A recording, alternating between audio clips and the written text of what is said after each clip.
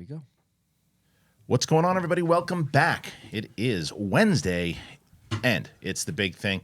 Myself and Mike Kalinowski here today. Steph's sick, so do me a favor. Tweet out to Steph and say we hope that you get better. She'll be back next week.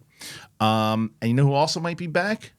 For better or for worse, Sam Raimi directing both Avengers movies. How do we feel about that? I think it's going to be split. That's what I feel. I don't know about in the room, but I feel like the majority of the audience is going to be split. So we'll discuss that. Taika Waititi said he didn't give a crap about Marvel movies. He wanted the paycheck. And some people are like, of course, he's a director. Yeah, but is that the smartest thing to say right now? Especially right before he's going to do a Star Wars movie? What's that going to be like? So we'll talk about that. And speaking of Star Wars, Dave Filoni had some things to say about Ahsoka and a few other things. And Skeleton Crew apparently now is coming out at the end of 2024. So in Christmas time. So how is that going to work as far as timelines and whatnot? Shifting away from Marvel and Star Wars, we're talking about Aquaman and how they are absolutely, all theaters and everybody, hoping that this movie does well, and they need it to, because the blockbuster has not done very well thus far. And we're also talking about Blockbusters' Christopher Nolan, who had almost $1 billion hit with Oppenheimer. He speaks about the blockbuster controversy of what's going on, the big debate, rather. So we'll discuss that and more. If you're brand new to the channel, you see that swirling thing flying around up there? Yeah, that's the subscribe button. Hit it, man. We hit 100 and almost 7,000 already. We can get to 200,000. You guys can get us there. We're going to try to get there faster than we got to 100, but you guys got to get on board with all the stuff that we're talking about here today and more. Apple Podcasts, Spotify, anywhere podcasts are found. You can do it. We hope that you do it. All right. It's myself. It's Mike Kalinowski. It's the big thing. Let's do it.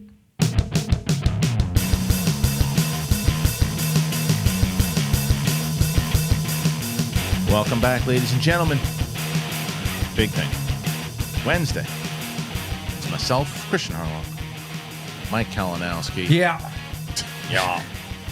Steph had enough of us. She's like, I'm out. 1 week. One week. I'm bummed that I'm done with you clowns. I was bummed. She wasn't feeling good, and she's like, and she always recovers pretty quick. She never gets sick, though. I know. And never. So she got her ace kicked. So we're hoping that she is better by next week, so we can, bust some chops, if you will. Bust the nuts I guess off. Bust your chops. Bust your nuts off. Sure. Uh-huh. That's what they say in the world.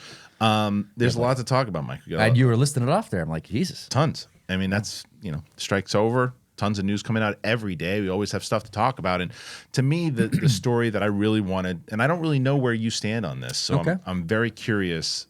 Let's start with the Sam Raimi thing. Sure. Sam Raimi, director of, most recently for Marvel, Doctor Strange and the Multiverse of Madness. He is again rumored to direct Avengers Secret War. This past September, reported on a rumor that I had heard that Sam Raimi was being eyed to direct Avengers Secret Wars, and he was actually Marvel's top choice. Daniel Rickman is now echoing my original intel by reporting that Raimi is indeed one of the top contenders to helm Secret Wars, and that he might actually be directing both, set for 2026 and 2027. This is from worldoffreal.com. Last week, director Destin Daniel Cretton dropped out of Avengers Kang Dynasty, so it looks as though it might be Raimi's for the taking. My message to Sam Raimi is, don't take the offer. Marvel's turning toxic. You turn 64, you don't need this headache. Okay, great. Don't need opinion pieces here. Raimi should stick to his current plan of shooting, yada, yada, yada. Raimi is not the only director in contention to direct these movies from what I've heard. I've also been hearing that Ryan Coogler and John Watts are in the running. Whoever gets the job would be succeeding Joe and Anthony Russo, directors of the previous two Avengers. Okay, so my thought on this is I don't like it at all. At all. I like Sam Raimi when it's his movies. I see what you're saying. In the same way that I feel like Taika, which we'll talk about in a second. It's like, it felt, that movie, there was a lot of great creative visual things about Doctor Strange 2, but it was a full-on Sam Raimi movie. They ignored a lot of the stuff with the script with WandaVision, these other things. I think they need someone who's connected to the MCU and both Ryan Coogler and John Watts, great choices. Would much rather have them over Sam Raimi. I think that this is Kevin Feige, who's a major fan of Sam Raimi, and that's why this is happening. I think this is a colossal error. Really bad. How do you feel? Well, I have two different minds of it. One, the first one is, I was just talking to someone the other morning, Shannon McClung of Geek Buddies. Yep. We talk about Mouth of Madness. Is that what? Multiverse of Madness. Something like that. Whatever. Like, two. I don't blame that movie on him because he came into it. And Derrickson was like, I don't want to do this. I want to do my own thing, and you got to have me tie this multiverse stuff, and I don't want any of that. I'm out. So he came in, made it his own, and it's a Raimi film. That's what I'm saying. It is a Raimi film. Yes. Like, I just watched Darkman recently, which I love. Yeah, me too. But it's a Raimi film. Right. But the Spider-Mans are more traditional. They are. They got Raimi flares, but it's a more traditional superhero film. Sure. I wonder if it's one of those cases where, like Batman is a Tim Burton film, but Batman Returns is a real Tim Burton film. The studio lets him go. My other thought is this.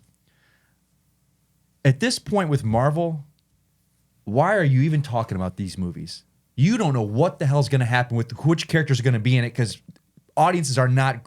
If the Marvels, if Photon and Marie Rambeau and all them are going to be the leads of Secret War, you're in trouble. Right. Because audiences did not want to see these people. So you are in trouble. If you're thinking about that movie and you are not shoring up and knocking out what's going to come, like DC right now, they're not talking about Justice League, the new James Gunn Justice League. They're going, we're going to knock Superman out and fix this and get this ship back on the water. Well, but they get it out there. They have to do that though because they don't have anything. Right, but Marvel needs to too. Marvel does. They can't reset like DC can anymore. Right. They cannot do that. Right. So they're in. But they've got to fix. They have to fix what's going on. But I do think that it is smart to lock down your director because if you're still planning. But on having Cretton was this locked thing- down. What is that? Cretton was locked down, I know. and he's like, "Nope, I'm out." Well, and what was funny though is with that report was that they were going to have the reason why I think last week we talked about it was that the reason why they were moving away from it because they weren't doing Kang anymore. But now the report is that they are doing Kang. Well, isn't it like Michael Waldron was fired from Kang? I mean, I think that's a thing of like, hey, we don't have this script, so we're not going to keep paying you for it. Like, fired's a bad thing to say. He was let go because I think the Kang Not is Waldron. It was the other guy, but Waldron is actually writing this now. Waldron is writing this. right. But wasn't Waldron fired off Kang? No, he's right. Who was fired off Kang? I can't. What's this? They just mentioned. I mentioned in the article, but whoever the I can't remember the guy's name. But he was fired off of it, or not fired off of it, taken off. Taken off. And then he's still in the Marvel family. He's working on other Yeah, things that's what I'm inside. saying, of it. But Waldron, who did Loki, and He did Strange. That's also why the rumors are starting to point more towards Raimi because they're like, oh, well, Waldron's already worked with him. And I don't care for that because I remember back during the talk for this, he's like, yeah, I put the Illuminati in there because someone else was going to do it and I wanted to do it first. Right. That's your reason. That's not the way. Yeah. And you could tell that whole sequence is like, this makes no effing sense. Just thrown it's in there. Stupid. Well, but that's when you said before you can't necessarily blame Raimi. Of course you can. As a director, you say, well, what the hell is this? What does this mean? Like, oh, it'll make sense. And all right, fine. If you But I think throw it in there. he was brought in so late. I think He wasn't brought as late as you think, man. Like he was brought they in. can't restart over and Raimi go, I don't like this script at all. We're going to, because they were like, you got to put in Wanda. You got to tie it to Wanda. But we're going to throw away everything that was in WandaVision. And didn't Raimi say, I didn't watch WandaVision? The writers, well, the one point is that it wasn't finished yet. WandaVision wasn't finished No, yet? but the scripts were. Yeah. The scripts were. You had those done. The footage, dailies were done. Yeah. They didn't want to. That's what it came down to. They didn't want it. They didn't want to incorporate it. And they put it because that made no sense. And then Kevin Feige said that one thing where he's like, oh, you don't need to watch WandaVision. What are you talking about? What are you talking about? It makes no sense. And then the other thing with Raimi, like this is the thing. This is why, and I guarantee But you I in the like comments. Raimi. But I like Raimi also. He's a legend. He's a legend, and he's accomplished some incredible stuff. But he's just not the right choice for this. Because of what you're talking about, Marvel needs like an ultimate win for all the fans to be like the way that the Russos did it. Like everybody was on board with those movies for the majority. But here's the difference. You know who's gonna love this movie? Who? Raimi heads. Raimi heads love his movies. I took my buddy. That's a small crowd, though, in the grand scheme of 100%, audiences. 100%. You're same page. But the Raimi heads, Kevin Feige being one of them, are going to love the fact that he's doing it. And I took my friend Derek to see that movie. Multiverse of Madness? Yes. And I'm looking on, this is such a Raimi movie. And like everything, it's not what I was hoping for with this story that they're trying to put together after coming off of what they did with No Way Home. And I said to him, Derek, what do you think? He said, I loved it. This is a great. Is he a Raimi head? Raimi head. A huge Raimi head. So like the Raimi fans are going to love this movie. Our good buddy Patrick Campbell. Multiverse of Madness is his favorite MCU film. Right. And I can't fault him because he loves Raimi. Right. So, hey, love what you love, man. But I think even for someone like Patrick Campbell, I think that the error would be he'd probably tweet out that he loves this choice, thinks it'd be great, and can't wait to see it for him. But if you look at it as I don't think for a Marvel choice. Yeah, I don't think it's a good choice for Marvel because you got to get everyone on board, and you're going to get people that feel the same way that we do. And it's not a matter of like not liking Raimi. I do, but I want it. That's why I say Coogler or Watts. They can play ball within Marvel to say, okay, I know what I want to do. I know they both have strong choices as directors, but their style doesn't overpower the movie. I think it's like when I hear Guillermo del Toro is going to do Justice League Dark, I'm on board. Right. 100%. Right. Now, would I want him to direct a Justice League film? No. Probably not. No. Because but what he brings to it, and like Raimi is, when Raimi was announced as Doctor Strange, I was like, that's awesome. Perfect. I did like Derrickson, though, beforehand, because what he did with it. But Raimi, but I love, I was just talking about this the other day. I still love his Spider-Man 1 and 2. I think they hold up so well. I love those two films still, 20 some odd years later. We did a rewatch for them for Capes and Cowls, and they're definitely enjoyable films. Yeah. But there's a lot of camp to it. There's a lot of camp. He brought a comic book feel to New York City, like elevated trains, the bank that has gold coins. Yeah. That doesn't happen, but it's a comic book feel, and I love that. Yeah, I agree with that. So it's the 1 and 2. And 2 is beloved. Like if you don't say that's the best Spider-Man movie ever, people like come after you, which I don't think it is the best Spider-Man movie ever. But people love it. People love that movie. And what do you think is? I would probably say, well, if we're not including what's the first? Anything with Spider-Man. No, well then Into the Spider-Verse. Into the Spider-Verse. I think is the best Spider-Man. I can't disagree with that. I think that's I think Spider-Man 2 is a close second. I would put I'd probably put the Get out of here. One of the Holland movies in there. Get out of here. Sorry, buddy. I'm just not. I've always thought the movies were enjoyable. But the camp always kind of took me out of it. Sometimes I like some camp in my superhero films, which is fair. And if you do, that's probably why. Like because as you said, when Raimi was announced, I was on board because I know what Raimi is. I had the same take that I have now for this.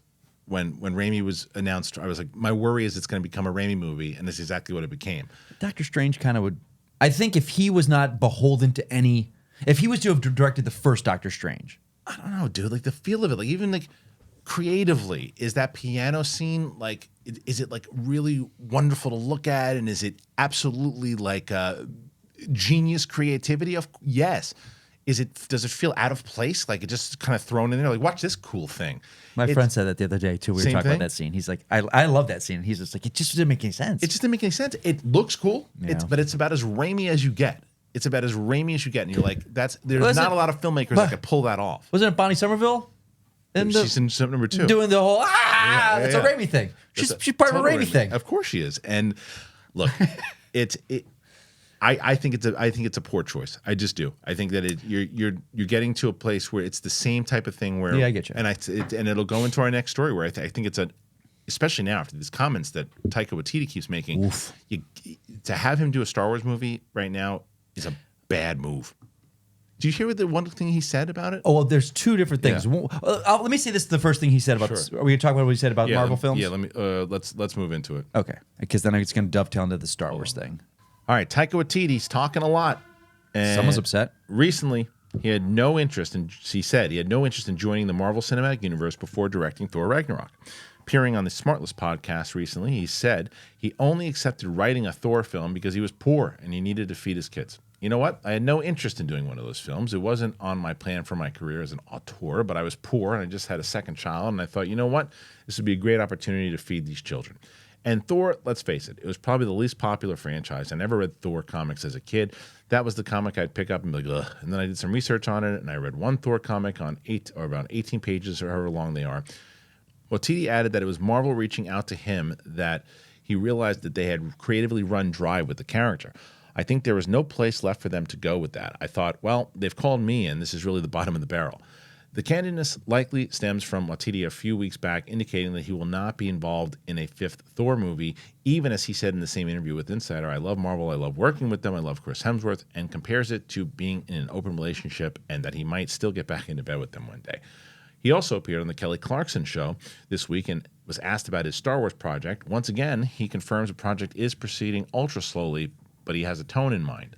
He says, I've been developing the Star Wars film for a few years, but I think with any film, that one in particular, it's something I'd really like to get right, and I don't want to rush it. It's going to bubble along on the side. I want to capture that joy and entertainment of the early ones like Empire Strikes Back and Return of the Jedi and all those, so I'm trying to figure that out.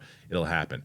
Both the 3 newly announced Star Wars films and a 4th one from filmmaker Sean Levy seem more likely to arrive on screens prior to Waititi's movie, it seems. Okay, so I'm actually going to start with a positive here. All right. Because I do think that social media in general looks, and not I think, I know that social media in general likes to cause a stir and get people talking and go, oh, look what he said. And the main thing that was going around, the main thing that was going around with him with the Star Wars thing was like, my Star Wars movie is going to piss people off. Is that he said that, right? Because I don't know if I just glanced at somewhere, but I was like, I thought he said that. He said that somewhere. Oof. He said it's and so right away that's the comment that everybody was and whether or not PR or somebody said, dude, come on, we want you. People, we want like, right now. It's like back and forth that people are worried because after seeing that last movie, say something else.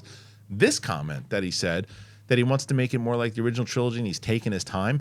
That's the kind of stuff you want a director to say. That's the kind of stuff you want someone who's writing it to go, okay, look, I want to get it more in that vibe. That's my tone. That's the first time out of any Taika Waititi mentioning at all that I'm going, okay. I mean, if you actually do that, it's the same way where I've said it about Taika Waititi. He's a really funny dude. One of the funniest people I've ever met, by the way. He was like just naturally funny. And you can tell inside of these comments, again, people are spinning. He was on Smartless, which is the Jason Bateman show and everything too. And like he's cracking jokes here and there. So, but one of the things though, the first time that him being mentioned doing this, that I'm going, okay, this could make sense because his other movies have been really good. But in the same way, like Rian Johnson, right? Mm-hmm. Breaking Bad, Looper, these other movies. I'm not a Last Jedi guy. Yeah. But it doesn't mean that you can't turn things around and do something that even if you didn't like their last movie, you can like their next one. So the Mandalorian that he did, the episode was great. The season finale of whatever it was, Thor Ragnarok, I like a lot. If he can make a tone like that, if he does Love and Thunder, he's going to get roasted for Star Wars. Yeah, roasted. Yeah. What do you think about these comments? My first thing when I read the comments was like, I went the other way, going, "Oh, he's fucking around." It seemed like that, yeah. Of course, he wanted to do Marvel film, of course, but the way it seems everyone's taking it is like, dude, you need to shut your mouth. Read the room. I think that's it. But I took it as he's messing around. But I think it's maybe not, dude. I think it's all of it. I think it's all of it. I think he absolutely is messing around, but he's also being honest in the fact that, like, look, I needed a gig, and they called me. But he's not saying like, oh, I didn't want to do those movies even when they brought it up to me. What he said was, I didn't have an interest in doing it. But I needed a job, and it was Marvel, and it paid a lot of money, which again is fair. And he's like, and then I read it, and they wanted to do a new spin, and then he took kind of self-loathing crack at himself, and he's like, oh, they're coming after me. They're really scraping the bottom of the barrel. Of course, he's messing around. And then what they don't really finish with is that. But then I got into it. I found a take that made it work, and I did it, and I crushed it. What's interesting to me is I look back to when he came in with Ragnarok and did something completely different. Hemsworth was like revitalized. He loved it. He loved working on it. The fans loved it. They couldn't wait to see Thor again. Yeah. And then the Russos, they loved him in Endgame, or was it in Infinity War he shows up first? They loved him in Infinity War. And it kind of took back a little bit what Taika did, a little bit. Mm-hmm. And then, to me, Taika, between Ragnarok and Love and Thunder, is Burton between Batman and Batman Returns. Sure. The studio just went, we love what you did. Hemsworth's like, I love what you did with this character, and now Hemsworth, you see him talking, he's like, we got to get back in serious again. We got to be serious. Well, because again. he didn't because the take that like they showed clips like him doing the split, and then being stripped naked, and he's got a kid, and you're just like. But these comments are telling about that because I think because he was done too. I think Taika was done. And I think Taika said, you want me to do another one? Then I'm going to do because like I said 1 billion times over, people are exhausted about it.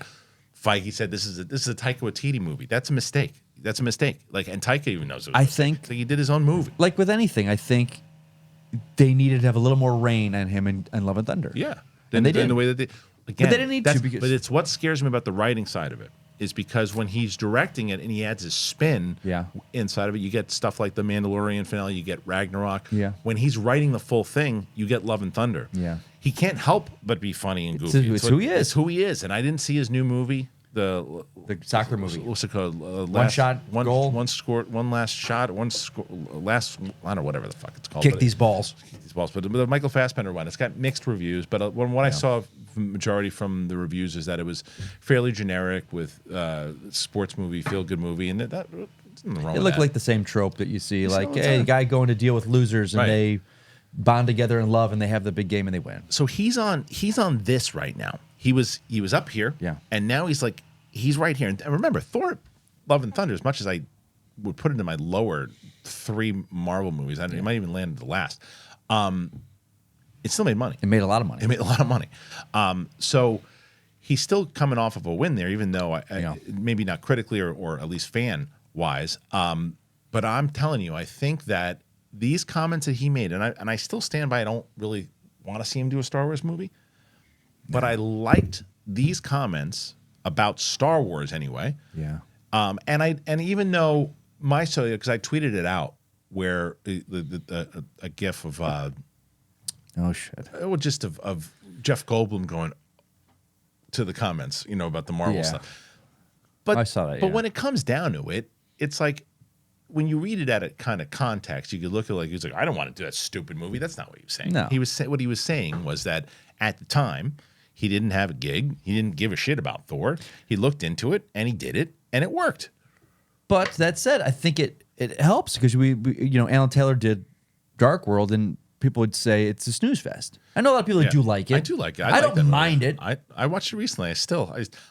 People rank it in their top 3. I think I'm sorry, what? Top 3 lowest. Okay. And I would no, I wouldn't put it there at all. I would push back against that. I think there's a few movies that came out in the last 3 years that are way worse. Yeah. I think the Marvels is worse. I can watch it and enjoy it, but I think having a guy come in that doesn't have an attachment to Thor, that's they can mess with it. I mean, it's like what I want to say what Gilroy did with Andor. Didn't have to go, I'm not beholden to that. I don't care. I'm going to make the movie that's going to tell this story. But the difference is, I love Ragnarok. Yeah, and I didn't like it at first. I did not like it at all. I remember.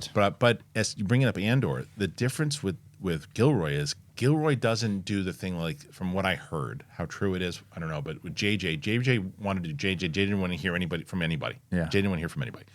Story group, nobody wanted to do his own thing. And Gilroy is look, I don't know about all this stuff. So because if you look, there's one scene where they have the ancient artifacts in the back. You think Gilroy's going to be the one going, oh hey, put a Sith relic back there? He's not going to know what it is. He's going to.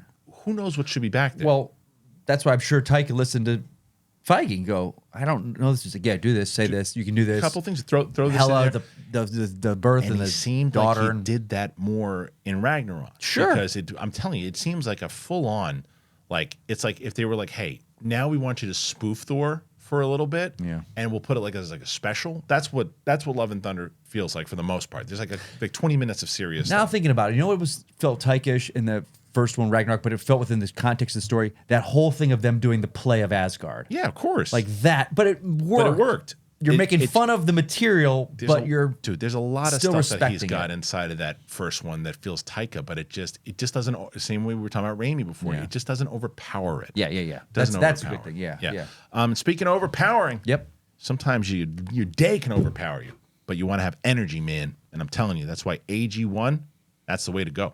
AG1, I'm going to tell you about both AG1 and BetterHelp. I'll tell you about both of them right now. All right, guys, let's talk about AG1. You guys know I love AG1. If you've been listening to my show, you've heard me talk about them, and I've been drinking them for about 2 years now, and I love it. Never been a vitamins guy. I've told you that. I take it all one shot, AG1. I put it in a water bottle. I shake it up. I'm good to go. I recommend AG1 to my friends. I recommend AG1 to my family. Everybody. AG1 is a team of doctors and scientists. It is tested for 950 contaminants and NSF certified for sport. It is formulated based on the latest science and maintains high quality standards. You guys know they've been with us for a while because you guys know too. You've all been checking them out, and everybody who's been signing up to AG1 says the same thing. It's changed your energy. It's changed how you approach things in the day. You're smiling more. You're running around the place, and you're sleeping better. I know. AG1 is the supplement that I trust to provide the support my body needs daily, and that's why they've been a partner for so long. If you want to take ownership of your health, it starts with AG1.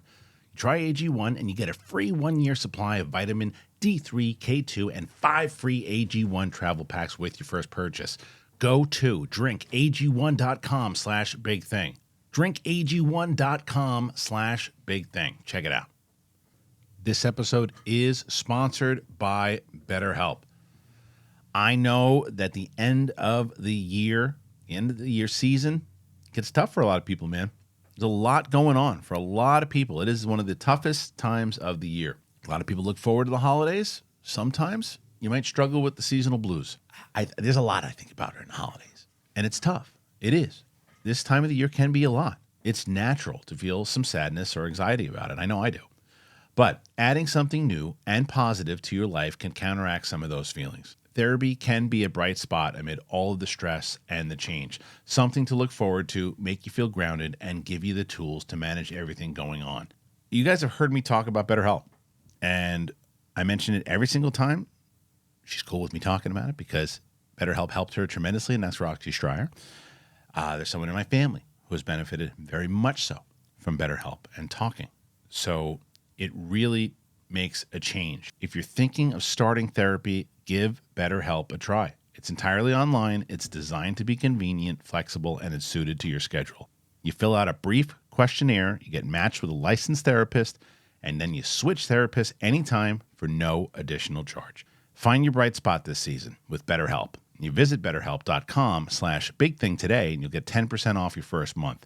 That's BetterHelp, HELP.com/bigthing. All right, thank you to our friends over at AG1 and BetterHelp.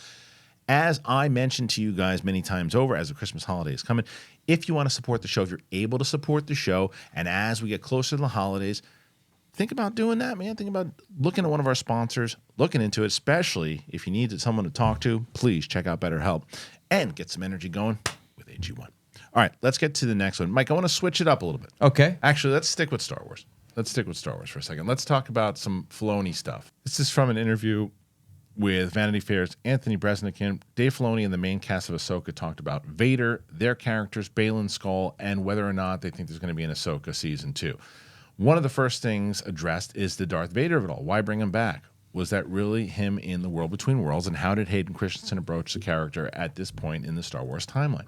Rosario Dawson talks about what it means for Ahsoka now that she's finally been able to reckon with Anakin's legacy and what that means for her now that she's moved past that trauma. She said she had a very particular idea of him, the Jedi Order, and who she was and all of that for a very long time until that image was shattered. The point we graduate to here is, he did some terrible things and he also did some really great things. And it's always up to you how you choose the direction. She can look back at her own life. She's gone through some hardships that could have been the moment that turned her dark. She didn't go there. So I think she's starting to trust herself. Maybe he's also a warning of what still can happen, but that's still significant in a positive way if you want it to be. We were able to take a little bit more time to go. What does this feel like? What does that mean? And the choices that come from that kind of reckoning. We've seen that when she decided to leave the Jedi Order. We saw that when she walked away from Anakin. There have been pivotal moments, and this felt like that seminal moment again. This is a different rite of passage. We had so many moments of literal tears when we filmed episode 5. I have a video of some of us with the crew just watching when Darth was walking up. We just wanted to be on the edge, just off camera, so we could watch him encumbered with our own eyes and just take it. Are we really seeing what we're seeing right now? This is unbelievable. And one of the things Dave Filoni wanted to do in Ahsoka was address the fallout of the Ahsoka versus Vader conflict in Rebels. He says, while I had introduced in Rebels the idea that she came to understand that Anakin had become Darth Vader, I never really dealt with the fallout from that. How does that affect somebody when a person that they really admire and looked up to turned out to not be the person they thought they were? Are we all just capable of a fall from grace? And what is forgiveness? What shape does that look like? Did I take the good parts of this person with me as well, or the bad, or the good? I thought there was a lot of interesting challenges for her. Anyone wondering if Anakin that we see in the world between worlds was real or just a figment of her imagination, they're going to be left guessing. Lame. I knew that was going to be the answer. I don't know. I have to find out. As Hayden Christensen deliberately played it vague. However, he displayed a great level of insight that comes from playing the character across different eras. That's the beauty of how the episode is constructed, in my opinion. Inevitably, the audience has to question is what they're watching. Come on. is this really World Between Worlds? What is the World Between Worlds? Is this actually the spirit of Anakin Skywalker, or is this all in her subconscious, and we're just going down the yellow brick road as she's drowning and fighting for her life? I think that episode. But then why is Hera hearing lightsabers? Did you hear it though? Or why is Jason hearing lightsabers? Come on, that doesn't make any sense.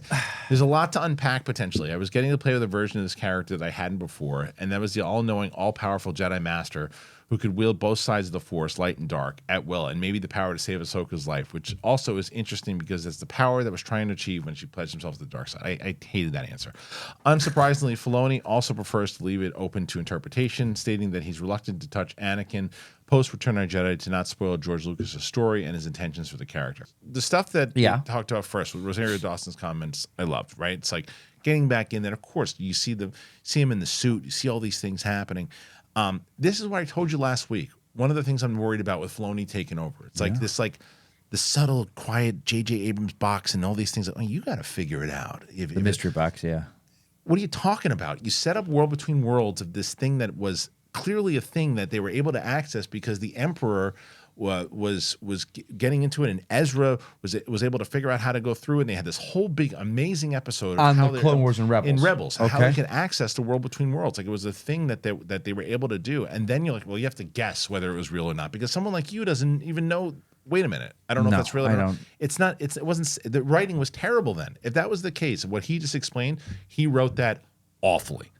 If that's what he's explaining, because why is Jason hearing the lightsaber? Do you think the World Between Worlds is going to play in his movie? Well, who knows with an because answer you like need this. to explain the shit out of this to the audience, the general audience. But that's my point. He doesn't think so. He thinks that, well, I want them to guess whether or not it's the World Between Worlds. Someone like you doesn't even know what the hell the World Between Worlds is. That's a massive mistake, and that's why I was so like I told you, the nervousness of having Filoni run it is because it's like, dude, I watched all Rebels. I watched all Clone Wars. Not everybody did. Nope. You've got it. You can't. It's like, well, if somebody doesn't know what the World Between Worlds is in the first place, they're not going to be thinking, well, maybe is that the World Between Worlds? Is it not? They're going to go, what the hell it is? They don't know if she drowned. And then the kids hearing lightsabers, of course they're going to think it's real. And then for some reason, Hera hears it too. It's like, so that's a terrible comment. It hurts my brain thinking of this. Like, so hearing the lightsabers. That was him hearing the World Between Worlds. But she was in it. So how can it be a dream if other people planets away are hearing it? I don't know. That's what I'm saying. It's like it makes sense. It's as again mentioning like my concern is that his writing is not as fleshed out as he thinks it is. And when it comes to like, certain things of, well, I don't want it to disrupt George's thing. Well, what about Obi-Wan? That series completely shattered everything that George had set up for, like Leia and all that stuff, but nobody gave a shit about that. Yeah. It's like, what are you talking about? It's true. What are you talking about? That entire series completely unwinded tons of George's stuff, and nobody cared. It's like, who cares? What Flea in there? What? Why is Flea in there? Benny Hill music, and it's like so stupid. But like it's stuff like that. That's why when people were asking me last week, they're like, "What are you talking about? It's a lot of speculation." It's right in front of you. It's right in front of you. Like when you're reading comments like that, and there'll be tons of comments in here tonight going, "No, you're misreading what he's saying." No, Jason. That sounds pretty clear. That's pretty clear.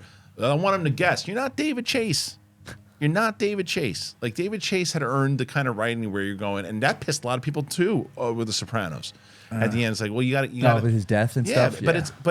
But when you look at that episode of The Sopranos where you're going to have to kind of guess what it is, first of all, he's earned it in the writing. Second of all, when you really look at all the kind of hidden kind of Easter eggs throughout it, it's brilliant in how it's set up, whether you like it or not. Yeah. This is just, well, you got to, even if you don't know what World Between Worlds is, you have to guess what it is.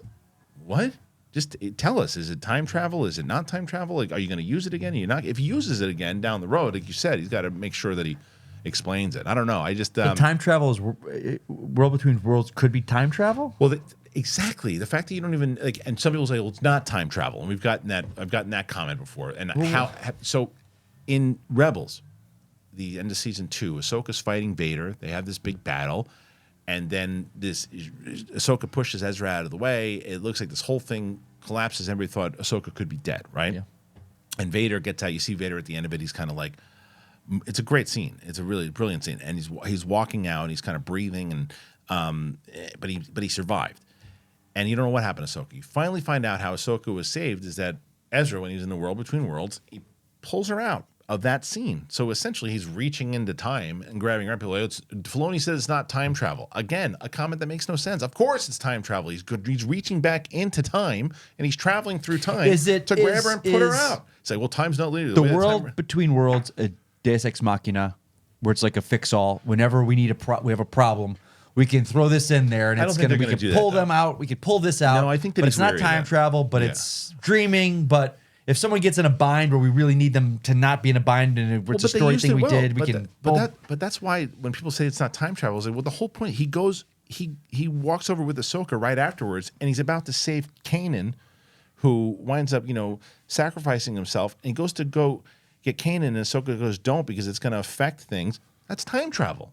If you're gonna, are they saying it's not time travel because it's Star Wars and they don't want to put that connotation? No, so it's something else. It's that's what Filoni space warping. It was the thing that distance someone traveling. kept sending me this article. Someone kept sending me an article going, well, no, he says it's not time travel. I don't care what he says. It's time travel. And it's the same way people were like, well, because last week we said that I'd said I just don't feel that Filoni's a big fan of Andor. I was like, no, he's talked about it. Here's the one clip at Celebration when he's mentioned it. Oh, did he? They mentioned like a whole slate of shows, and he said, well, what Tony's doing with Empire Strikes Back, and he mentioned it once, so fine, you got me. He brought it up once. You got me. He brought it up once. Got me. He brought it up once. And I kept writing back, and I said to people, I was like, look, I appreciate it. And like I said, it's me speculating on it, and if you feel that he loves it, I'm happy. But they kept trying to convince me, oh, what you're saying is it's pure speculation. It is. But it's my speculation. Yeah. And I'm going to say, I'm not telling you that, hey, you know what, guys? You got to, if you think that he likes it, you're wrong. So don't tell me that if I think that he doesn't, I'm wrong. You don't know just that. a feeling. Just because he's talked about it once on stage when he was talking about all his projects, because again, he's going to be the guy that he's got to kind of, oh, yeah, he did that well. I just haven't heard him rave about it. And it doesn't mean shit. You guys could be 100% right. It just, in my gut, is the way that I feel. In the same way that I feel like. And he's never going to come out and say he doesn't like it. He's never. No, should he? That would be silly. But like when I was listening, these comments though that he made about the world between worlds, it's like that's the stuff that makes me nervous because he's super knowledgeable and he knows Star Wars so well, and he really is a guy that you want to be in the room. But it's certain things like this sometimes where it's just like everybody respects what he's done, but when it's like, well, I want you to kind of guess, it's like, no, don't start doing that. Don't start doing that. It's not well written enough to be able to do that, in my opinion. People are going to lose their fucking minds on that, but whatever. I want to finish the article. I don't have anything to say. I really don't have much to say on that. I'm just kind of like, who knows? I'm an outside spectator on that kind of stuff going into it. All right, so this is the conversation continuing on. He said, my feeling about Anakin is that George resolved everything about Anakin, which I'm assuming, he's talking about Return of the Jedi. Where Vader dies. Yeah, I don't think I have anything to do there. I'm not trying to add anything to that, and that's fair. Everything Anakin's involved with is about her. It's about her point of view on Anakin. It's about what Anakin taught her. He's there in more of an Obi-Wan role than we saw in the old movies, which is, I love that episode, and I agree. And that, okay, so as much as I was giving him crap on that last comment, this I agree with 100%. I thought he did that excellent. So giving, when I thought that what he did well is, and we said this while watching it, it was the best version of Anakin live action that we've seen by far. He was able to capture what he did in the Clone Wars, and he gave us that feel. And this is, again, as I was just kind of criticizing the comment that he just made before, I agree with him 100% here. This is a beautiful version of Anakin. And what he did there, the relationship of how he kind of set as Obi-Wan, I think he accomplished really well. So I just wanted to make sure that I said that. Meaning what happens after Jedi involving Anakin will be in the focus of another character, not him discovering anything about the story. Yeah, he's just talking about inside of there when it's about her, Ahsoka's point of view on her, and Anakin, of course, he's there with her. He's been there, but she couldn't see it. She couldn't feel it. She didn't know. She had herself isolated and made herself alone because she was afraid. He had done a great deal to alleviate that fear in her. And so there's a moment. I think he's proud of her in the end. He sees that she's going to be a better mentor. I debate Force Ghosts with people all the time. To me, what they are mainly is inspiration. You have people in your life that I'm sure have inspired you, and you feel that all the time. You feel that when you need it. I understand all that. And then Natasha Liu Bordizzo spoke a little about Anakin's final appearance in the season finale and her excitement at sharing the stage with one of Star Wars legacy characters. She says, I was geeking out at that scene. We were on stage outside. That was not the volume for that scene. We shot it basically exactly as it is. He was standing there for real, and it somehow makes it feel even more epic to me to bring those original characters into the fold of our story. That's pretty cool. That's pretty awesome. Like if you're a Star Wars fan in general, and even if you're on stage with these legacy characters and you look up and there's Hayden Christensen, but it does if he's there as Force Ghost at the end of that series, right? Well, is that connected to the fact that he was there? And again, wow, you're gonna have to figure it out for yourself. It's like, come on, what are you talking about? It's like, is that like that should all make sense? And so I don't know. I mean, I do you think? Here's another question. Do you think Filoni actually really knows the answer to the question whether or not World Between Worlds was real or not, or do you think he made it up for himself to go? I don't even know what the hell this is. I don't know. Right? What was I just watching where someone's going to ask me about this and I don't have an answer. I forgot what it was, but there was a filmmaker talking about something that happened in his movie, and he's like, I don't have the answer for it. Fair. All right. Okay. All right. That's continuing on here. But the line of descendants is full of non-traditional Jedi and the Jedi who have turned. So it's not necessarily a very steady, solid line to be trusted. Part of the reason Ahsoka originally had issues trusting Sabine was because I reminded her so much of her master in some ways in terms of the internal struggle that she was going through. Filoni also spoke about the surprising decision to put Ezra and Thrawn in a different galaxy. Most of all, he wanted it to be believable that they were somewhere that they really couldn't be contacted by conventional means, but Attack of the Clones was a source of inspiration. He said if they were in the Star Wars galaxy, the old Star Wars galaxy that we know, I think somebody would have found them. There's too many starships. There's too many people traveling. You got a signal out, and I think you'd have found them if they wanted to be found. I had to really throw them far afield. I think it's in Attack of the Clones. If you look, there's an image of the galaxy, and then there's actually these smaller galaxies like near it. So I'm like, oh, that's interesting. I like that. I mean, that's the kind of detail that I... Well, hold on a second here. Go ahead. So in Rebels, when he gets out, thrown away with Thrawn, they don't say where they're going. Went? They just left it nebulous? No. I think that they actually did say something along those because they mentioned something about the outer... Okay. Yeah, because Rebels fans were talking about this for a bit, so I'm pretty sure that they did set this up because I actually, again, throwing more compliments than anything else too. That's the kind of stuff. As I mentioned last week, by the way, I said that there were positives and negatives of it. I didn't say that I was completely, hated the idea, but I just said there were positives and negatives. And one of the positives is, in that comment, Filoni's attention to detail. Yeah. And like his attention to detail and the understanding of the fact that he could be looking at it and go, oh, wait a minute, you know what? I could use that. He's creative as hell, man. And the way that he's able to kind of say, well, what if I do that? What if I do that? And that's kind of what the brilliance of George Lucas was too, is that George Lucas is one of the best storytellers all time. Yeah. It's okay if he's not able to, he wasn't the best writer, right? Filoni might have to say the same thing. I don't think he's going to want to say that, but he might have to say the same thing. He's not the best writer, but he's a phenomenal storyteller. He's a great person for detail and understanding of the Star Wars lore. Do you think that just comes from the fact that he kind of idolizes George Lucas and wants to be, and people look at him as the heir to Lucas? Maybe that's why everyone's seeing that, because they're so similar in the fact that their story, their grasp of story is incredible, whereas the dialogue, and I hate when people, I cannot stand when people say this, like, well, it's just space wizards and laser swords. I hate that. Well, go watch Empire Strikes Back. With a passion, because it go watch Dune. One, it speaks down to kids. Like, you're just like, oh, it's just for kids. Like, kids today are so fucking smart in the stuff that they love and can watch. Into the Spider-Verse is for kids. Is a cartoon too. Brilliantly it's brilliant. So when you say that, you look like an idiot. I'm sorry. It's true. And it's also you look like an idiot. I also want to clarify something. I guess that I said a couple, whether it was last week too. When I said that, because I had said something along the lines of that Ahsoka seemed a little bit more like animated writing. People are like, well, what the hell does that mean? And they're right. They're right for saying what they're saying, because like, look at Arcane was animated and it was brilliantly written and detailed writing. I think what I meant more so, I know what you meant when it came to like Rebels writing, right?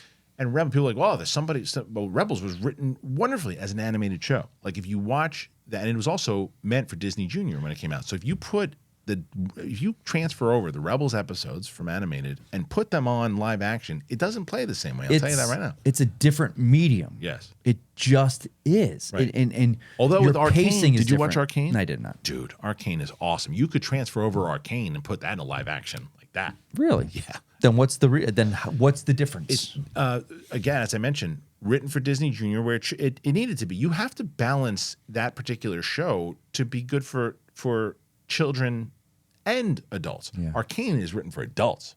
Okay. So that's the difference. In the same way that, there's a lot of different shows that are, but it doesn't mean that there's necessarily, and I wasn't saying it was bad writing. I was just saying it was a particular style of writing, because I would never infer that all animated writing is for children. That is ignorant. I'll say this.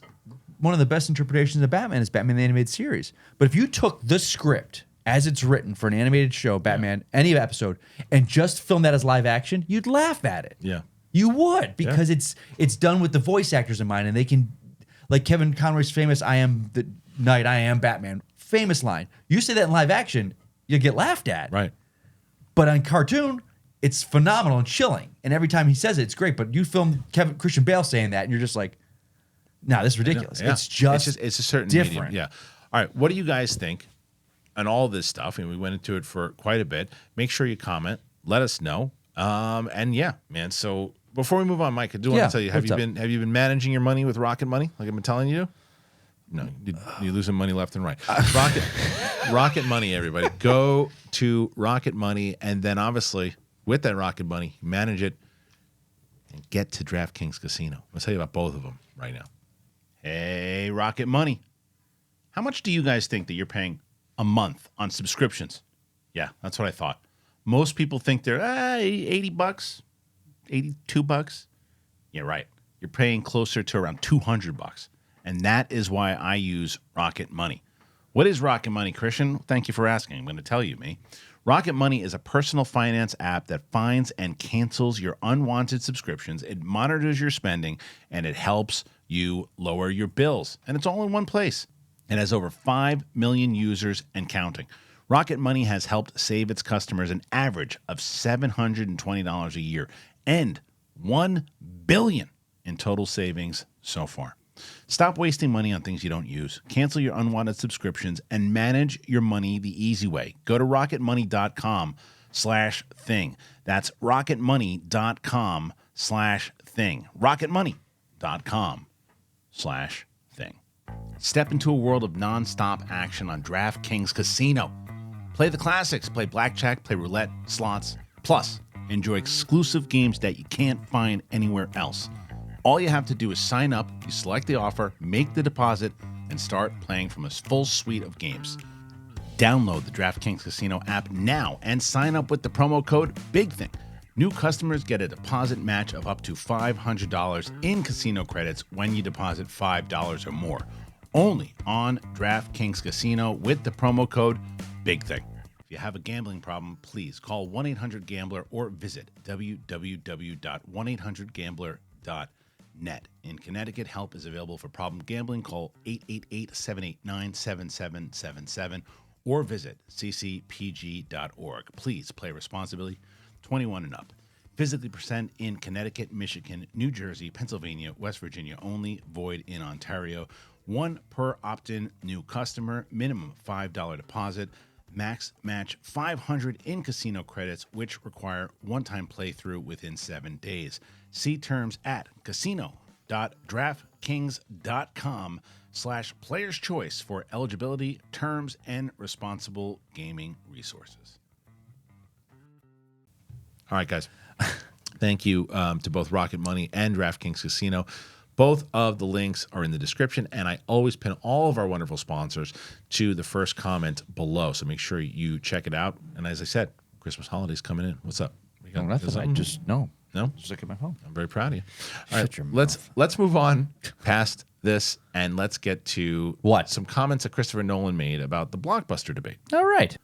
Christopher Nolan weighs in on the blockbuster debate. There's been a lot. It seems like the auteurs, if you will, have been ganging up and going after the blockbusters recently. Well, filmmaker Christopher Nolan is in a fairly unique position in that, aside from his earlier work like Following and Memento, he's always been known for being a director of big studio films. On the other hand, he's very much an auteur and the kind of director you don't hire to anonymously churn out a sequel to a beloved franchise. The one time he did dabble in franchises, namely the Dark Knight trilogy, they were all done very much in his own voice.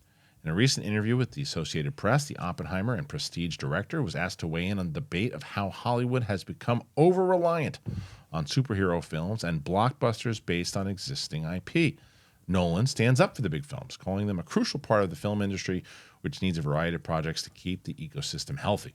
He says there's always a balance in Hollywood between established titles that can assure a return audience and give people more of what they want. That's always been a big part of the economics of Hollywood, and it pays for a lot of other types of films to be made and distributed. But there also always has to be respect for the audience's desire for something new. That's one of the big thrills of going to the movies, is frankly, seeing a trailer for a movie you've never heard of, or a type of movie you haven't seen or haven't seen in a long time, something new, something fresh. A healthy ecosystem in Hollywood is about a balance between the two things and always has been. The comments follow on from fellow auteur Martin Scorsese, saying there is a danger what these blockbusters are doing to our culture and how a whole generation thinks movies are only safe blockbuster thrill rides, can't be transgressive or experimental. I absolutely love Christopher Nolan's comments. I love them. Yeah, I don't. He's as much of a businessman as he is a brilliant director. And look, I'm a Scorsese guy. I love Scorsese. I mean, I really enjoyed Killers of the Flower Moon. I like The Irishman. I mean, Wolf of Wall Street's one of my favorite movies of all time. Is it? Love that movie. I do too, but I didn't know it's one of Love your that favorites. movie. And $26,000 on sides? On fucking sides? Sides cure cancer? get the loots. It's the best. But in general, and Goodfellas and everything. Casino. Yeah. I do feel, and he's earned the right to be a 76-year-old grandpa on the porch going, turn the superhero movies off. I got some art I want to watch. Yeah. Let's let him. He's 76 years old. Christopher Nolan is in his prime. Yeah. He's in his prime, and he understands the way the business works today in the way that Scorsese really understood the way that the business worked back when he was in his prime. It was a different business back then. Yeah. But he knew the way the business worked because he was involved in the business. Scorsese now is like, I'm going to do a movie. What are you going to do? Whatever I want. I'm going to make a 7-hour movie and put it in theaters. It lost the studio $150 million. Who cares? What does he care? It doesn't matter. Because he's not going to ruin his reputation. No, and his film, whether you love it or not, is going to be around for 30, 40 years, and people are still going to be talking about it. They just are. They just are. Brilliantly made, but people aren't talking about it. Also, I mean, the movie also cost $200+ million to make. It lost money, a ton. But I watched that movie, and I don't see how a movie that costs that. I know it's a historic. I know it's an epic. Almost 4 hours. And I know it's a period piece, and that adds cost. But I'm just I just don't think of what would you say that movie? Would you say that movie could cost $125 million? Yeah, right. If it was about an hour and 50 minutes, it cost about $125 million. You're still using the same sets. You're still using the same costumes, no, dude. It's time. Time is money, and you got you're not actors using. on there. Did he shoot on film or digital? I think he shot on film. I think. Well, then there's cost to that. There's but digital, there's no cost to that. But dude, you're still it's you're extra renting time. the equipment. I know for extra days, and I understand how the movie industry works. Of course you do. But I'm saying building sets and all that stuff, and for the amount of time you got to have, and you're essentially a 4-hour movie. Close to it, that's 2 movies. So you basically spent $120. Well, I mean, also you got De Niro and Caprio in there, and that's $50 million right there. That's what I'm saying. So you can see where if you're going to make a movie that long, that movie was an hour and 45 minutes. It wouldn't have cost that money. It's just different. You tell me a movie like Dead Reckoning cost $210 million. Oh, right. I'm not talking the $300 million because the COVID thing. Yeah. $210 million. I 100% see where that went. You're taking over a mountain for 3 months to shoot a guy jumping 6 times a day. I see where it's $200 million. Yeah. Safety, 100%. This movie, I know there's visual effects in it. I know there are. A lot of locations. I know there are. A lot of locations. I know that. Things But you're blowing building up. sets and it's just different. It's different. But then you look at the creator, $85 million, and that thing looks like a $200 million movie. That's such an underrated. I mean, whatever you want to feel about the movie, I actually really like that movie a lot. Yeah. But no one, even people who don't like the movie, you can't it is deny. Gorgeous, and it looked $85 million or whatever it costs, and it looked like it cost $400 million, and it better CGI than a lot of big blockbuster movies. What is he being talked to direct? Oh, there was someone that. Oh, was it a Star Wars or a Marvel film? No, it's not Star Wars. It was Marvel. It was something. Yeah, I saw something. Hold on, let me check. we'll transition into that one too. That's a good throw here. Yeah. Gareth Edwards is now being rumored for Thor 5. Marvel fans want to know if Rogue One, a Star Wars story, the creator in 2014's Godzilla, Gareth Edwards, is directing Thor 5 for the MCU, or if not him, who else could be doing it? Does Thor 5 have a director yet? No, Thor 5 does not have a director. At the time of this publishing, Thor 5 has not officially been confirmed by the Marvel Studios and Kevin Feige, let alone a director. However, an industry insider, Daniel RPK, who is semi-reliable when it comes to Marvel rumors, has revealed that Marvel Studios was not only reportedly planning a fifth Thor, but they were also eyeing Gareth Edwards to take the gig. Moreover, he has also revealed that Marvel's reported reasoning for considering, which is supposedly wanting the film to have more of a dark and mature tone compared to the last two films directed by Taika, which were intentionally lighthearted, humorous, and over the top. Edwards is considered for Thor 5 fans also. While Edwards is reportedly considered for Thor 5, fans have also thrown in other names like Furios's George Miller. I mean, that'd be tough, but holy moly. The Russo brothers and Zack Snyder for the directing gig. However, fans should take this information with a grain of salt, with all rumors, and wait for confirmation. Okay. So, and this is the funny thing about it. We've talked about this, and I think you even said this with the Marvels, right? Not the Marvels. Captain Marvel. The directors, you haven't heard from them at all. Now, eventually, and they did $1 billion movie. Now, eventually, maybe they'll have the same kind of thing that Edwards goes and he's able, all right, well, I'm going to go do something else. Yeah. And this one I will do, and you'll know that it's me. Yeah. Totally me, and watch what I do. Regardless of what it did box office, like, to me, that movie can get you a job. Like, it's a well-directed movie. It is, as we mentioned, he did that for how much? Yeah, that's what I'm saying. That's what I'm saying. Especially now, and see Marvel that wants to cut money down. $85 million, and you did that? Yes, and you can also get a tone. That's why this business is such a bitch, and it's also forgiving, right? Yeah. If you can do something like that, and this is a very smart move by Edwards to go, I'm going to make this movie, and it's a kind of like, look what I can do, and check this out. And then he gets another big job. And this time, if I'm him, when I'm making this deal, it's like, let me make my movie, though. Don't bring in other people to do my thing, whether you like it or not. It's interesting because Gareth Edwards, Godzilla, the first one, that's really good. I enjoyed it. Yeah. I think it takes a little too long to show the monsters. Yeah, same. But here we are, 4 or 5 movies, a TV show based off that monsterverse. So I'm like, hey, it's going strong.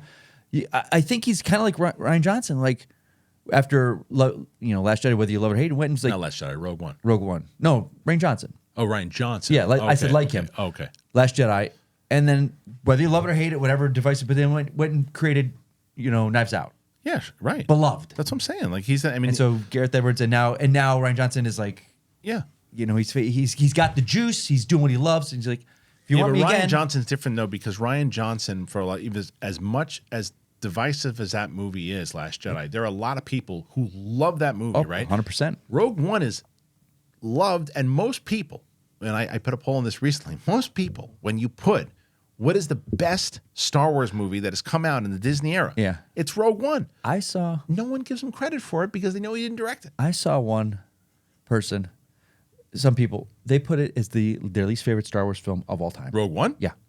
Who? I can't say. Oh, I know who it is. I can't with that.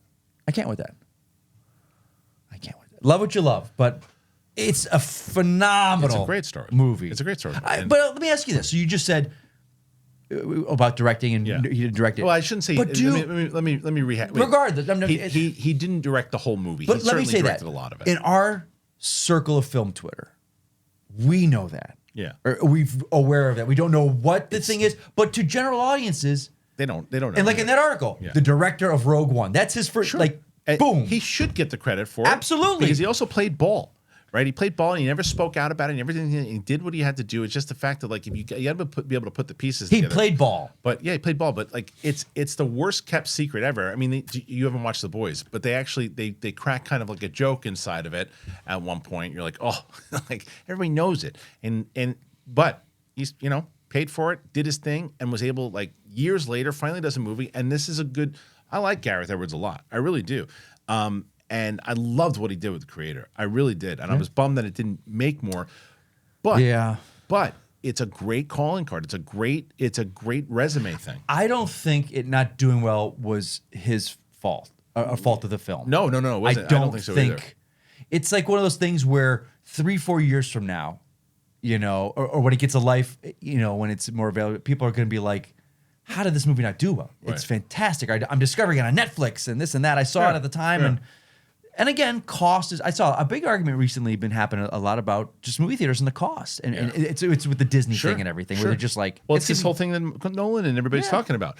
It's the idea of, the reason why it's like a catch-22. Because there's a part of it going, you want new movies, you want these new things, but the problem is that people don't want to spend money on stuff they don't know what it is. It's like, it reminds me of my wife, like when I go to if there's like a new restaurant, and I'm like, hey, let's try this new Thai place, and she's like, I don't know how that is. Is it any good?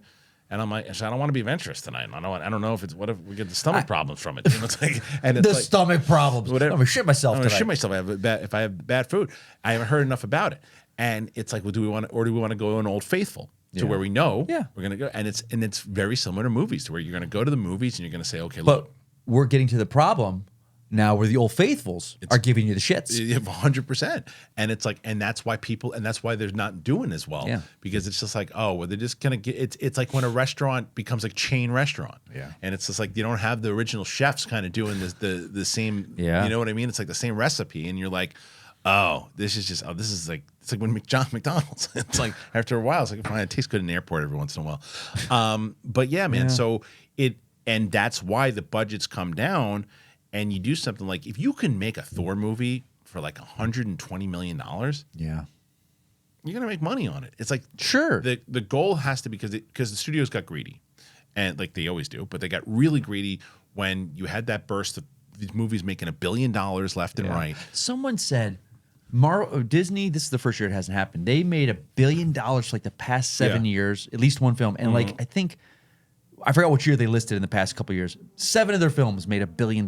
Yeah. 7 films. I know. And Disney made $1 billion in 1 year. So you can understand the kind of the greed side of it. To see their year this year. But they're like, oh, well, we can do it again. We can keep doing that. And they go, put $200 million in there. Oh, you need some reshoots? Fine. It balloons to 300. Yeah. And then it barely even makes 400. I mean, you look at the box office let's look at the box office for some of these movies that they've done. Okay. I'm going to start with their most recent one, and that's Wish. Now, I didn't mind this movie. It's not. It's generic. It's generic. It is. If it's fine. My kids liked it, so there you go. That's really what counts. It hit the target audience. However, it made $48 million. What's the budget on it? How? It's a $200 million to make that movie. So this is going to be a loss. How can an animated film with men and women sitting at a computer cost $200 million? Animation's expensive. How? It's expensive. It's like the amount of the stuff you got to put into it, and the amount of what are you putting into it? I mean, look, fingers on a keyboard, and a mouse. You're being silly there. You're being silly. There's a lot that goes into. Adam Lavick right now is twitching, but like, hold on, to make an animated film. Yeah. Now, are you using motion capture? Is it actors on a stage with motion capture? That's a whole different ball of wax. They do a lot of different things with it. Either way, I'm not going to pretend that I know a lot. Because I have no clue. What I will say is that a lot of these budgets kind of balloon up, but to make this movie for $200 million was a mistake. That's a mistake, and I do think it was during that time of the overspending. It goes back to what we said. So that's first one, $200 million budget, not including marketing, makes $48 million so far. It's just been out for a week. Worldwide, it's made $48 million. So what kind of legs it's going to have, I don't know. All right, next one, the Marvels. All right, the Marvels cost around $250. Worldwide, it's made $188, and it's on its way out of the theater probably in like another week or two. So that's $250. Yeah, and that's not including marketing. So million bust. Dollars. So second bust there already. Let's jump to Indiana Jones. I know there's some other ones probably that came out. Right? Now that one I think I remember what the budget was, but I would understand where it would go. Indiana Jones and Dynasty. No, I don't. $300 million budget, not including marketing, is a crime. I didn't say it's right. $383 million worldwide bust. What's another one? Ant-Man. Ant-Man and the Wasp: Quantumania budget $200 million. So with marketing, 300 plus so made 476. So probably just about broke even, losing a little money. What else do we have? Guardians Guardians is probably their winner. Yeah, I think that did like 7 something. Guardians 3 budget. Guardians 3 budget was $250, okay? And it made a total of $845 million, so that was a big winner. That was your closest one. And it was Doctor Strange wasn't this year, it was last year. That was last year. So what else came out this year? Is there another animated? Yeah, Elementals. Elemental, yeah. And see what that is, because that kind of got a second life. It did, but I still think it lost money. Hold on. Elemental. Right. Elemental, $200 million budget, okay? And it made total of 500, so probably same thing, probably close to. Probably got about 50 million in the black. Maybe, depending on, a lot of money goes to theaters and stuff too, so maybe right around that. But again, 200 when you're spending $200 million on it. And isn't this Disney's 100th year too? Yeah. As opposed to WB. Oof. Haunted Mansion. True. A Haunted Mansion goes for 150, smaller budget, makes 117. Okay, nope. Bombs. And then you also got Little Mermaid, right? Yeah. That had a lot of buzz to it too, as opposed to Haunted Mansion. Well, first of all, Haunted Mansion, didn't that come out like July? What were you doing? Well, because it took the Marvel spot. Well, why didn't you put it in October? I don't remember. Yeah, it's Come true. on now. Yeah. The Little Mermaid. All right. So Little Mermaid budget $250. Yeah. Makes just around $569. Not including marketing. What do you think? Breaks even? Barely breaks even. So they've got like one winner. I mean, what? If you would have told me 4 years ago that that's the slate, one winner. Well, you'd have Indiana Jones, winner Haunted Mansion, Ant-Man, Quantumania, Elemental, Little Mermaid, Marvel's, Guardians 3. Wow. I mean, yeah, that's a tough investor's call. Yeah, brutal.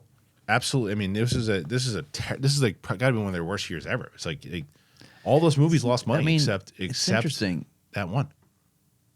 Couple of them come close to breaking even. It's amazing how not cyclical roller coaster it is, because I would have never thought in a million years Disney would be in this position. And again, this is a lot of it's Chapek, but a lot of it's Iger now.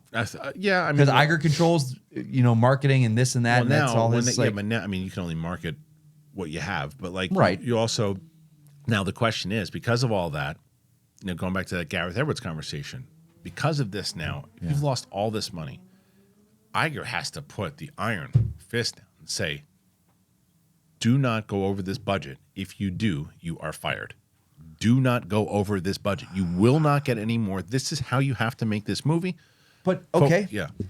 But then we're looking at, and I'm not talking the Star Wars, what's going on, because I just went with 3 movies, then plus 2 extras, and now Skeleton Crew's not coming out for another year. Right. And I'm not getting into that, but like the Marvel stuff, and that's where you're sitting there going, it seems like Marvel films, they have a budget, but then another film is being made at the same time. Oh, but we've got to add this to incorporate that. So then we're going to do some reshoots to add this. Like, reshoots are a part of every single film. Sure. But Marvel seems like it's put in because we know we're going to change stuff. And like that's why every time a costume comes up, they're in a gray suit so that they can digitally put the costume that they want in. Dude, and that is money. Captain America is going to be the new one. It's going to be another. We're going to have another conversation about this. That movie's going to wind up costing about $250 to $300 million. Well, they're reshooting the whole thing. Because they're reshooting the whole freaking thing. But why? Because it's crap? Maybe. We don't know. Maybe. But I'm just saying, like, maybe you greenlit the script. And you were look how much money in reshoots and in general. Look at Daredevil. I mean, look at Daredevil. Oh, half the season's gone. Redoing the whole thing. They're redoing the whole thing because they probably. I mean, look, it's probably a good reason that they're doing it. Yeah, but it's it probably is. But again, if you're Iger, you're going, oh my god, it's just this money. It's like, look at your. This is why when people say, by the way, oh, look at the stuff Disney's making. Disney isn't the one who is approving the scripts and stuff. Too, these things, like, right, when it comes to like Lucasfilm, like Disney, Star Wars, like they'll never do that. It's like Lucasfilm still calls the shots on what gets made. Yeah. Disney hands them the money to make in the same way that Marvel does. Because for people who are going, well, it's since Disney took over, it's been crap. All the stuff that sucks for Disney, for Marvel, they blame on Disney, but they don't give the credit to Disney for Endgame. They still owned them during Endgame. Yeah. It's like, and they shouldn't get the credit for Endgame, as the same reason they shouldn't get the credit for the things sucking, but they are giving the money. They're giving the money, and you got. And I think because for the writing sucking, Marvel was a cash cow, And it was just like, it's our golden goose. Right. And What the do you golden need? goose I is trust you. not Go ahead. letting the gold anymore. I think they just, because of that is the Chapek thing where Chapek's like, what you said, golden goose, give us more of it. And Feige's like, I'm not Kang.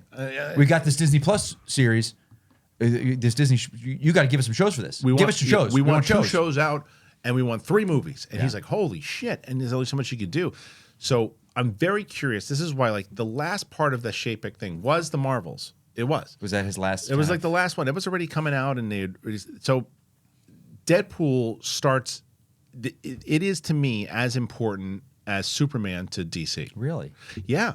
But I if guess Deadpool I was sucks, talking to it's someone. over. Well, I don't think that. But for me, and again, I can't speak for general audiences. I don't view Deadpool as part of the MCU. I know he's being manipulated into it, and it's going to become into it. But to me, it's still Fox, and I know there's no Fox involved. I know I get that. it, but it is going to be part of their narrative going forward to lead into, as you said before, focus in on your other stories to get us to those big movies. Then that's my point. My point is, if it drops the ball and it doesn't deliver, and it's just like, that just feels like a Fox movie and it didn't do anything. Yeah. Or worse than that, it's bad. Which again, I don't think any of that. I think actually is going to play. I think it's going to deliver. But if it doesn't, and it turns out that it's another disappointment, and it loses money, they're on the verge of. We are also. I think the good thing for Deadpool, aside from the film, is how long there's not going to be anything until we see. Like, there's not going to superhero film. Right. There's Aquaman, but You get the TV show. Echo. that doesn't matter. Yeah. I'm just saying for general audiences, because we will all show up for Deadpool. We will all be there opening weekend. Yeah. Will the general audiences, or are they done with superheroes? Because I'll tell you this, and they could segue into our final story about Aquaman, or I don't know if it's the final story, but about Aquaman, and we needing a hit. It's not going to be a hit. It's not going to be. It's not going to do well. You don't think I'll it's do show well up at all? for it. I hope it does. The only reason it's got a shot. The only reason it's got a shot is because there's nothing else out to see. People like to go to the movies during the Christmas. I know, man. I know, and I still, I'd say this. I still say this. Aquaman is top 5 DC EU for me. I love it because I had no preconceptions going in, and it just gave us everything. Okay. I had fun. This seems more like that. Well, let's hit this, and then we will call it a day. All right, Aquaman and the Lost Kingdom. This is from comicbookmovie.com. Theater owners are worried that Christmas box office hinges on the DCEU sequel. This is a damning report about the state of the movie-going experience. Theater owners admit they're concerned that the Christmas box office currently hinges on the final DCEU movie, and that's Aquaman and the Lost Kingdom.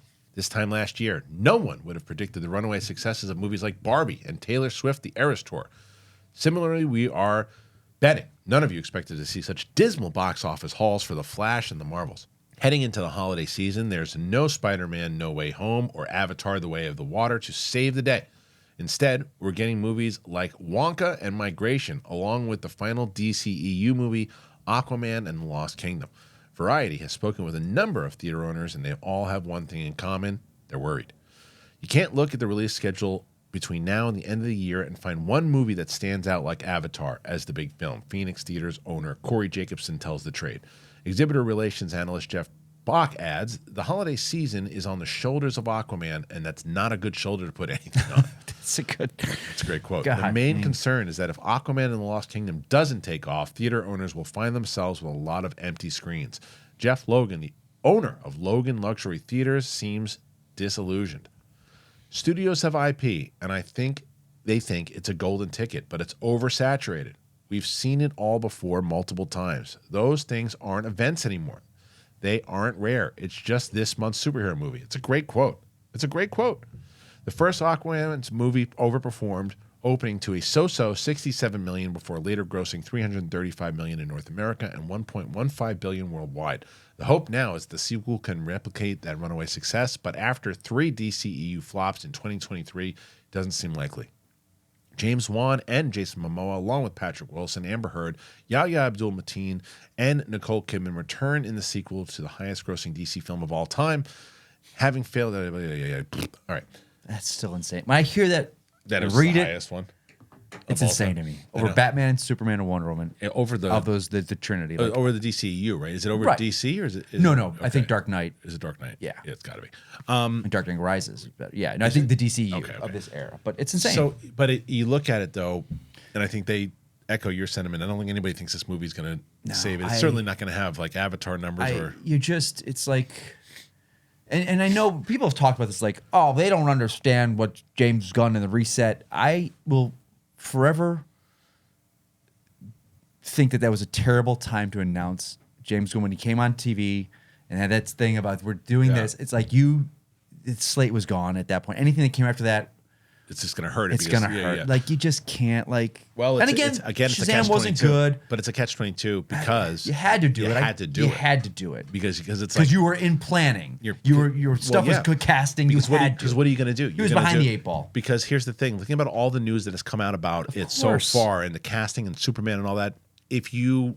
Yeah, you're right. Plan it out, and by the end of December, Aquaman comes out, and then you announce James Gunn in January... And you're like, oh, yeah, by the way, now we're going to do a movie in a year from now. And you're like, good luck. Yeah.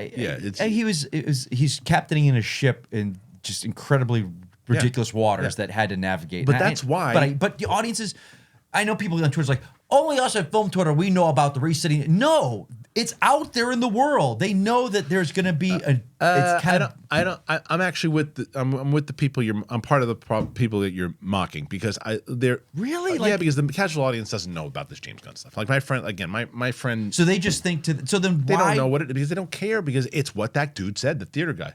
It's the superhero movie of the month. But The Flash had all this buzz of this is going to be the game changer. Didn't matter. No one showed up. Right. Inside of our business. The general audience said, sure. So they don't care. By your thinking then, this movie should make $1 billion. No, because it's not because of what that guy just said. It's not special anymore. Yeah. And so the audience is like, oh, here's another one. And it's like there's the one, the Flash. But don't you feel like back in the 2000s, like every 3-4 months is a superhero film? No. I felt like it was always like, oh, we got Hellboy, we got Fantastic Four, we got Hancock, we got 2005, Iron Man, we got Batman. It's different. You're spreading in within years, not in the same year. 2008 was a huge year. 2008 was well, that's when it started. But it started to become a little bit more special because DC was doing the stuff with the Dark Knight trilogy, right? And then you had the MCU was starting. Yeah. So it was special because there was this new thing.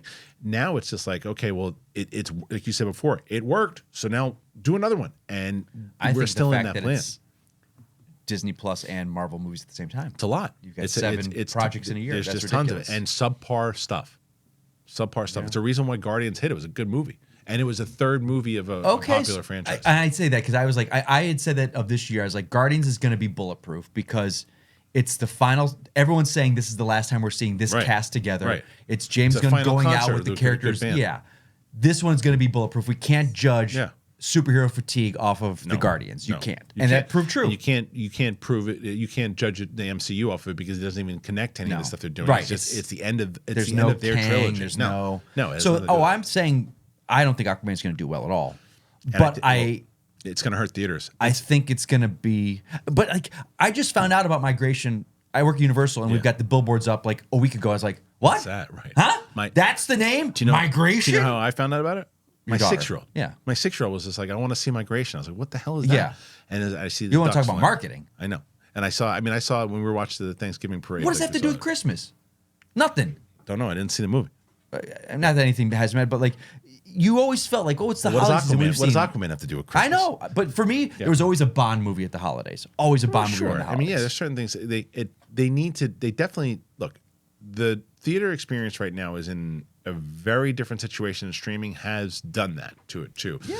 So they've got to find a way to get the audience into the theater again because the audience now, the general audience, casual audience, is flocking to the audience for things that they really want to see.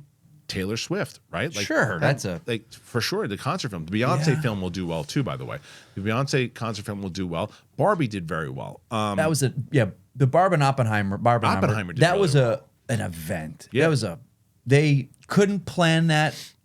And they're thanking their lucky stars that happened. What it was. Sure. I think both movies do well on their own.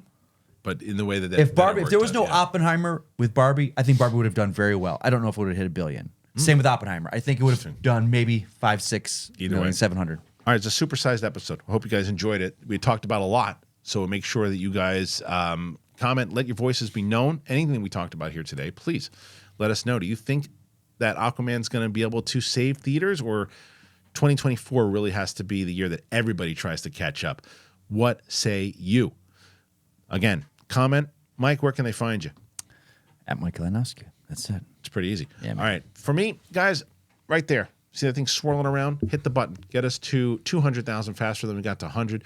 I appreciate it. Thank you so much for joining us here today. If you're able to help out the show and you can check out one of our wonderful sponsors, please do it. And if you're going to be in the Burbank area, guys, we're going to be at Flappers Comedy Club this Saturday night, 9:30. Get tickets at Flappers. Come and join us. We're excited. We want to see you guys. We want to sell this thing out.